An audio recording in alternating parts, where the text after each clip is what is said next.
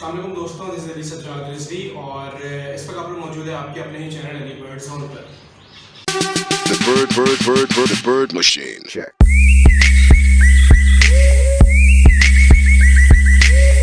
तो गाइस, आज की हमारी जो वीडियो है वो कंटिन्यूड है पिछली वीडियो से और आज है फिंचेस ब्रीडिंग एंड टिप्स की एपिसोड नंबर 2। तो आज हम बात करने वाले हैं फिंचेस की नेस्टिंग मटेरियल के ऊपर। जिन लोगों ने फिंचेस रखी हुई हैं और उनको इश्यूज होते हैं नेस्टिंग मटेरियल के हवाले से, उनके जो फिंचेस के अंडे हैं वो ख़राब हो जाते हैं, बच्चे मर जाते हैं, तो हम उसके ऊपर बात करेंगे। क्योंकि फिंचेस जो है वो अपने बच्चों को बहुत अच्छी तरीके से पालती हैं अगर आप उन्हें अच्छा एटमॉस्फेयर प्रोवाइड करें। तो ये मेरे पास आप देख सकते हैं इस वक्त है फ्रेश ग्रास जो मैंने अभी अपने लॉन से तोड़ी है। और इसके बेनिफिट्स क्या होते हैं, तो सबसे पहली बात तो ये है कि फिंचेस को फ्रेश ग्रास अगर आप दे सकते हैं तो वो बहुत बेहतर है। अगर आपके पास फ्रेश ग्रास अवेलेबल नहीं है या फिर इजीली नहीं मिलती और बार बार आप तोड़ के इनको ला के नहीं डाल सकते, तो आप लोग जाके गधा घास इजीली ला सकते हैं। गधा घास आपको कहाँ मिलेगी? गधा घास आपको मिलेगी आजकल ऐसी बकरीद आ रही है तो जो जहाँ पे चारों का स्टॉल होता है या यहाँ पे दाने मिलते हैं, जहाँ मटकियाँ मिलती हैं, उन लोगों के पास गधा घास अवेलेबल होती है। आई थिंक 30 रुपये 40 रुपये किलो मिलती है। आप लोग वो ला के डाल सकते हैं या फिर अगर आपको ये अवेलेबल है फ्रेश ग्रास तो ये ज़्यादा बेहतर है।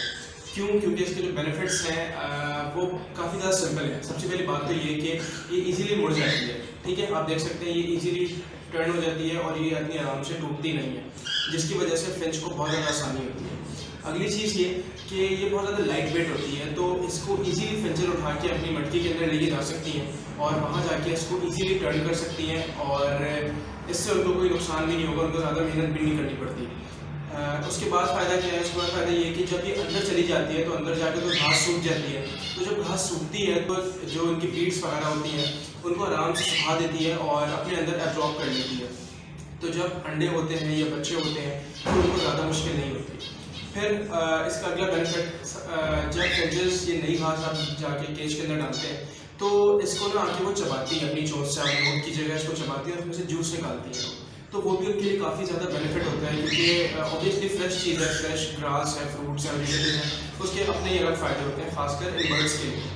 फिर उसके बाद आप लोगों ने करना क्या है कि नेस्टिंग मटेरियल जो है आप लोगों ने एक स्पेसिफिक क्वांटिटी के अंदर डालना है और आपने ध्यान रखना है कि पहली या दूसरी बारी में ही नेस्टिंग मटेरियल सारा डाल दें।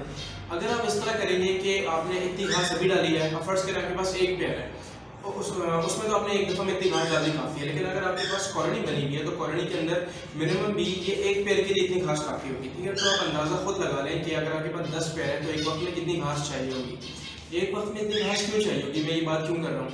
उसकी वजह यह है कि देखें, जब आप नेस्टिंग मटेरियल जाके डाल देंगे, कोई सा भी नेस्टिंग मटेरियल आप जाके डालते हैं अपने केज के अंदर, तो जो बर्ड्स हैं वो उठा के उसको अंदर लेके जाती हैं और वो समझती हैं कि नेस्टिंग मटेरियल कंप्लीट हो गया है, तो उनका जो होम है वो भी कंप्लीट हो गया है और वो उसके अंदर एग्स लेना स्टार्ट कर देती हैं।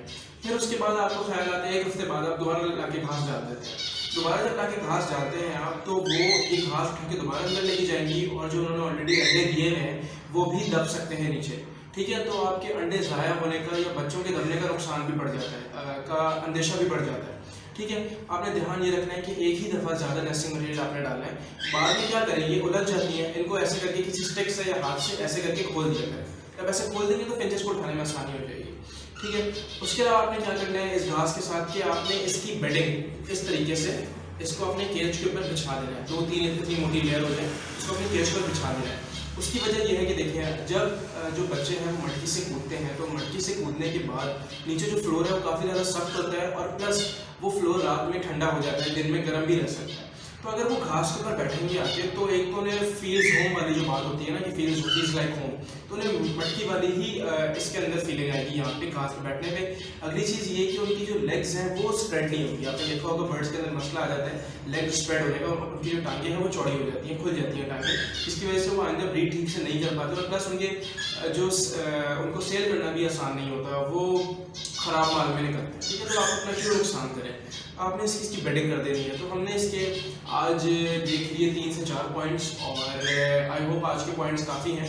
हाँ, एक पॉइंट और रह गया है। एक पॉइंट जो रह गया है वो ये कि आपने जो घास है उसकी लेंथ आप देख रहे हैं मैंने कितनी रखी हुई है। ये तो खैर घास बाहर थोड़ी छोटी है, अगर घास लंबी है आपके पास तो आपने एक बालिश तकरीबन 6 से 8 इंच आपने ऐसा ऐसा नाप लेना है, ठीक है। और इसको आपने इस साइज में जो घास है उसको जाके मटकी के जो केज है उसके अंदर डालना है। इसकी वजह ये है कि जब भी घास बहुत ज़्यादा लंबी हो जाती है तो एक तो फिंचेस को इसको उठा के ऊपर लेके जाना मुश्किल होती है, ठीक है। ऑब्वियसली बर्ड्स हैं, छोटे से बर्ड्स हैं, इनमें कितनी कोई जान होगी, ठीक है। अगली चीज़ ये कि जब ये बहुत ज़्यादा लंबी हो जाती है, जैसे 1 फीट 1.5 फीट की घास हो जाती है, 2 फीट की घास हो जाती है, तो जो घास है वो मटकी के बाहर ऐसे लटकती रहती है। नोट किया होगा आपने, अगर आप लोग फिंचेस पाल ऐसे लटकती रहती है, जिसकी वजह से वो काफ़ी ज़्यादा मेहनत कर रही होती है इसको अंदर लेके जाने की, लेकिन वो अंदर लेके नहीं जा पाती, ठीक है। फिर ये घास बाहर लटकती रहती है और उसका जो होल है वो छोटा हो जाता है, तो फिंचेस को बाहर आने जाने में मुश्किल होती है। तो जब आने जाने में मुश्किल होगी तो ऑब्वियसली फिर उसको ब्रीड में भी मुश्किल होगी, ठीक है। इस चीज़ का आपने ध्यान रखना है कि जो घास है वो तकरीबन 6 से 8 इंच की हो, कुछ लंबी हो जाए कोई इशू नहीं है, लेकिन मोस्टली जो घास है वो थोड़ी जो लेंथ है उसकी छोटी होनी चाहिए, ठीक है। अगला, जब घास बाहर लटक जाती है, फर्ज करें आपने अंदर लंबी घास डाली और वो घास बाहर लटक रही है, तो जब आप उसको बाहर से काटेंगे तो उसका नुकसान क्या होगा? उसका नुकसान ये होगा कि उसके जो कॉर्नर्स हैं वो इनको चुभना शुरू हो जाएंगे, ठीक है। ऑब्वियसली जब घास बाहर लटकी और आपने ऐसे करके तोड़ा है उसको या फिर आपने किसी चीज़ से काटा है तो वो उसके जो कॉर्नर्स हैं, ये जो नोकें हैं, ये निकल आएंगी, जिसकी वजह से ये फिंच को ये चेस्ट में चुभेंगी, ठीक है। उनको अंदर जाने जाने में मुश्किल होगी, फिंच जख्मी भी हो सकती है।